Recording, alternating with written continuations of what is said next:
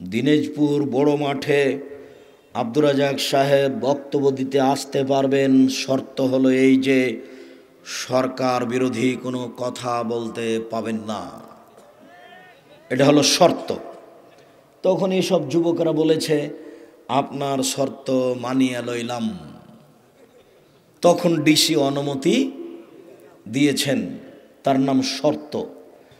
তো যত পৃথিবীতে শর্ত পূরণ করা লাগে তার সবচেয়ে দামি গুরুত্বপূর্ণ শর্ত হলো যে মোহর দিতে চেয়েছি, বিবাহ করলে মোহর উল্লেখ করা লাগে, এই শর্তটা পূর্ণ করতে হবে। এইটা হলো শর্তের জগতে সবচেয়ে গুরুত্বপূর্ণ শর্ত। না, কথা বুঝাতে পারলাম না। আবার বলি, আব্দুর রাজ্জাক সাহেব দিনাজপুর বড় মাঠে বক্তব্য দিতে আসতে পারবেন, শর্ত হলো এইটা যে সরকার বিরোধী কোনো বক্তব্য দিতে পারবেন না। আমি বলছি আজকের মাঠে এখন আল্লাহে আল্লাহর কসম, আল্লাহে আল্লাহর কসম, আল্লাহে আল্লাহর কসম, 90 সাল থেকে নিয়ে এখন পর্যন্ত আমি কোনোদিন সরকার বিরোধী বক্তব্য দিইনি। আর জঙ্গি বিরোধী বক্তব্যে বাংলাদেশের মাটিতে আমার চেয়ে কঠোর, কঠিন, শক্তিশালী কারো বক্তব্য আছে তা আমার জানা নেই। জঙ্গি বিরোধী বক্তব্য দেওয়াতে আমি সবচেয়ে কঠোর ও শক্তিশালী আমি মনে করি। আমি শুধু জনগণকে বলিনি, আমি বলেছি সরকার, প্রশাসন, ইমাম, বাপমা, আলোচক, বক্তা, এদেশের সর্বশ্রেণীর দায়িত্বশীলকে অনুরোধ জানাচ্ছি, আপনারা জঙ্গি কর্মকাণ্ড হতে ছেলেদেরকে রক্ষা করুন। এটা একটা প্রতারণা। যারা জঙ্গি কর্মকাণ্ড চালাচ্ছে, এই জায়গাটাতে আব্দুল্লাহর একটা বক্তব্য আছে, সেই বক্তব্যটা আমি শুনেছিলাম, সব কথা আমার মনে থাকে না। ইহুদি, খ্রিস্টান, হিন্দুরা মুসলমানের বিরোধিতা করে মুসলমানকে অত মারতে পারেনি, ধর্মের নামে ধর্মীয় মানুষেরা মুসলমানকে যত হত্যা করেছে, তার মধ্যে এরাই যারা জঙ্গি কর্মকাণ্ডে আছে। আব্বু, কথাটা কি স্পষ্ট হলো না? একটু বলে দিবা। মানে আব্দুল্লাহ কথা বললে আমি আবার ওই সব কথা খুঁজে পাই না। তো সেদিন কবে যেন একদিন জঙ্গি কর্মকাণ্ডের বক্তব্য দিচ্ছিল, তো আমি বললাম কথা তো ঠিকই, আমি তো কোনোদিন খেয়াল করিনি। তার মানে মার্কিন সৈন্য আমাদের চোখের সামনে ইরাকে ঢুকেছে, ইরাক দখল করেছে, মানুষ মেরেছে। মার্কিন সৈন্য আফগানিস্তানে ঢুকেছে, আফগানিস্তানের লোকজনকে হত্যা করেছে। ইহুদি, খ্রিস্টান মায়ানমারের লোকজনকে হত্যা করেছে। তো এরা যত মুসলমানকে হত্যা করেছে, মুসলিম দেশগুলিতে, জর্ডানে হোক, আপনার আরও সিরিয়ায় হোক, এইসব দেশগুলিতে মুসলমানেরা মুসলমানকে যত হত্যা করেছে ধর্মের নাম দিয়ে, এদের হত্যা করা ওদের চেয়ে অনেক অনেক অনেক বেশি। নইলে কি করে বলতে পারে যে রাতের অন্ধকারে সরকারকে মারা যায়? কি করে বলতে পারে যে রাতের অন্ধকারে অমুককে মারা, হত্যা করা যায়? কি করে বলতে পারে যে আত্মঘাতী হত্যা করা, আত্মঘাতী হামলা যায়? অবাক কথা। আমি এ দেশের মাটিতে সর্বপ্রথম কলমে লিখেছি বই, তার নাম কে বড় লাভবান। আমার আগে এ দেশের মাটিতে কেউ এই ব্যাপারে কলম ধরেছে তা আমার জানা নাই। আজও এখানে থাকতে পারে কে বড় লাভবান। কে বড় লাভবান বই একটা হেডলাইন আছে যে জঙ্গি কর্মকাণ্ড ইসলাম সমর্থন করে না। এই দেশের মাটিতে সম্মানিত দিনী ভাই বোন, আমি সরকার বিরোধী বক্তব্য দিই মানে অসম্ভব হতে পারে না। শুধু তাই নয়, 90 সাল থেকে নিয়ে এখন পর্যন্ত আমি কোনোদিন কোনো মাযহাবের বিরুদ্ধে কথা বলিনি। শুধু তাই নয়, এখন পর্যন্ত বাংলাদেশের মাটিতে আমি কোনোদিন কোনো মানুষকে লক্ষ্য করে কথা বলিনি। আমি বলেছি শতকরা 95 জন বক্তা মিথ্যুক, তবে আমি বলিনি ইনি মিথ্যুক। আমি বলেছি শতকরা 98 জন মুফাসসির মিথ্যুক, তবে আমি বলিনি ইনি মিথ্যুক। আমার জীবনে আমি কোনোদিন এইভাবে কাউকে লক্ষ্য করে কথা বলিনি। 90 সাল থেকে নিয়ে এখন পর্যন্ত আমি কোনোদিন জাতির কাছে পথ খরচ পাথেও চাইনি। 90 সাল থেকে আমি দিনাজপুরের মাটিতে আসছি। কেউ যদি বলতে পারে আমার চোখের সামনে যে আব্দুর রাজ্জাক সাহেব একদিন আমার কাছে পাথেও পথ খরচ চেয়েছিল, আমি আর কোনোদিন জাতির সামনে বক্তব্য দেব না। দিনাজপুর থেকে আমি একদিন ফিরে গেছি, 1 পয়সাও দেয়নি, পরীক্ষা করে দেখেছে ঘটনা কি। 600 কিলোমিটার পথ, এখনো পরীক্ষা করে নাকি আল্লাহ ভালো জানে, কোনোদিন খোঁজ খবর নেয় না। জি, জাতিকে ফাঁকি দিতে আসেনি যে এ আলেম ওলামা না বুঝে আমার বিরুদ্ধে কথা বলুক, সেটা ভিন্ন কথা।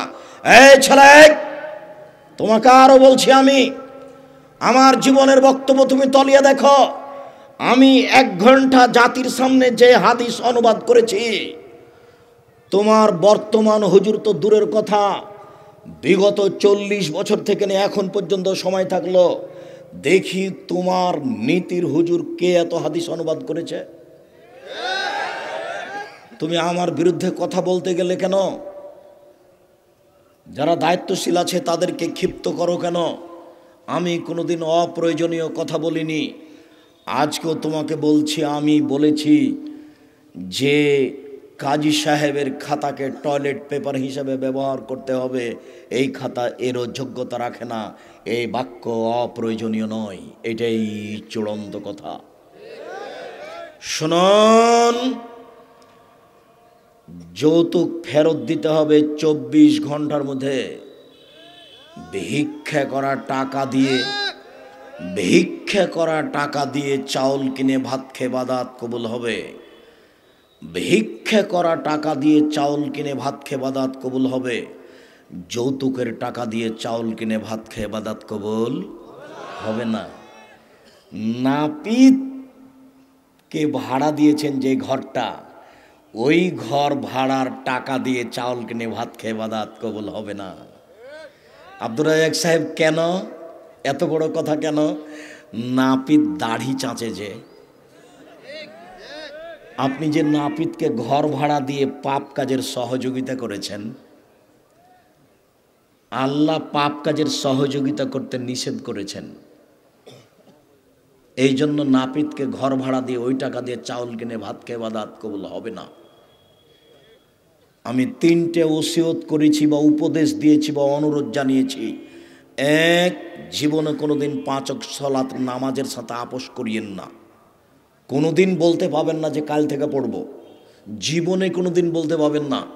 কাপড়ে যদি পায়খানা লেগে থাকে তবুও বলতে পাবেন না যে কাল থেকে পড়ব। পায়খানা লেগে আছে, ভর্তি পায়খানা, তবু নামাজ পড়েন। আবার দেখিয়ে এই ছেলে, তোমার হুজুর আবার ওরকম করে না যেন। এই দেখেন, আব্দুর রাজ্জাক সাহেব বলছেন যে গাভীর পেশাবে কাপড় ডুবিয়ে নামাজ পড়তে বলছেন। তার মানে আমি পায়খানাওয়ালা কাপড়ে নামাজ পড়তে বলিনি, যখন কাপড়ই নাই পরিষ্কার তখন। কথা বুঝাতে পারিনি। আর ওটা রাজশাহী চাঁপাইনবাবগঞ্জের পল্লী এলাকাতে বক্তব্য ছিল। রাজশাহী চাঁপাইনবাবগঞ্জের পল্লী এলাকার বাড়িতে মহিলারা সাধারণত বাড়ির পিছন দিকে গিয়ে সমতল জমিতে বসে পেশাব করে। পেশাব ছিটে এসে কাপড়ে লাগে, গায়ে লাগে, কোনো পরোয়া করে না। আমি বলছিলাম যে অল্প থেকে অল্প পেশাব যদি মানুষের পেশাব গায়ে লেগে যায় তাহলে তাকে ধুয়ে ফেলতে হবে, তাছাড়া সলাৎ হবে না। কাপড়ে লেগে গেলে কাপড় অপবিত্র। ওইটা খুব কঠোরভাবে দেখাচ্ছিলাম। আর বলছিলাম যে কবরের শাস্তি পেশাব থেকে না বাঁচার কারণেই হয়। কথা বলতে বলতে ওইটা চলে এসেছে পক্ষান্তরে। গাভীর পেশাব থেকে মানুষ বাঁচে, গাভী পেশাব করছে তখন কাপড়টা জমা করে নেয়, পাঁচ দেহ। বুঝতে পারেননি কথা? এই কথাটা এসেছে ওখানে যে গাভীর পেশাব থেকে বাঁচতে হবে না, অথচ তাতে থেকে বাঁচার জন্য কত চেষ্টা। গাভীর পেশাবে যদি কাপড়টা ভেজিয়ে সালাত আদায় করে তবে সমস্যা নেই। প্রমাণ বুখারী মুসলিম। আল্লাহর নবী বলছেন যে তোমরা উটের পেশাব খাও। আল্লাহ নবী নিজে যেখানে ছাগল বাঁধা আছে সেই ছাগল বাঁধা জায়গাতে পেশাবের উপরে নামাজ পড়েন। হাদিস তো বুখারী মুসলিম, আমার করার কি আছে?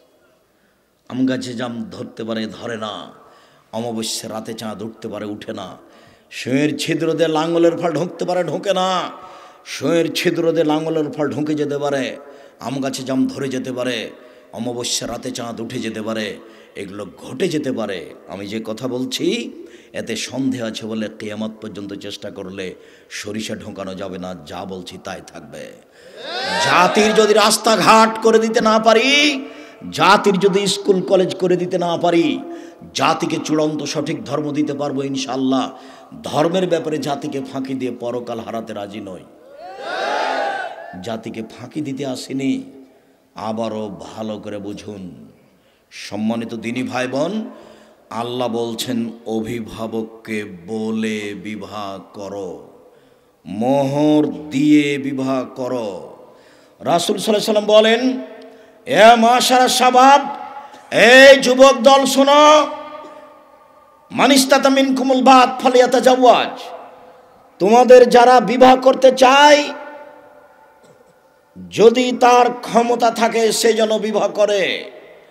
বিবাহ করলে ক্ষমতা লাগে, এক মোহর, দুই বউ থাকার ঘর, তিন পেশাব পায়খানা, চার মেহমান ঘর, পাঁচ পুরুষত্ব ক্ষমতা, নিয়ন্ত্রণ ক্ষমতা।